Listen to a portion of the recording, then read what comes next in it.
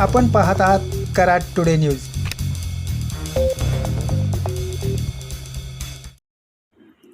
स्वातंत्र्य दिनाच्या पार्श्वभूमीवर बुधवारी सायंकाळी कोयना धरणाच्या दरवाजातून सोडण्यात येत असलेल्या पाण्यावर आकर्षक विद्युत रोषणाईतून तिरंगा फडकवण्यात आला।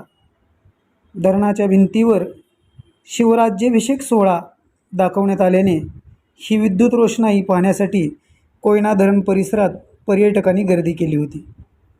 कोयना धरणाच्या सांडव्यावर 90 मीटर बाय 55 मीटर आकारामध्ये हे प्रोजेक्शन करण्यात आले असून याची मूळ संकल्पना जलसंपदा विभाग पुण्याचे मुख्य अभियंता ह.व्ही. गुणाले व सातारा सिंचन मंडळाचे अधीक्षक अभियंता अरुण नाईक यांची आहे।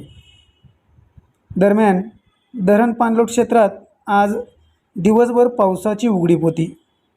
आज सायंकाळी 5 वाजेपर्यंत धरणात 90.67 TMC पाणीसाठा झाला असून सध्या धरणात 514 क्युसेक पाण्याची आवक होत आहे।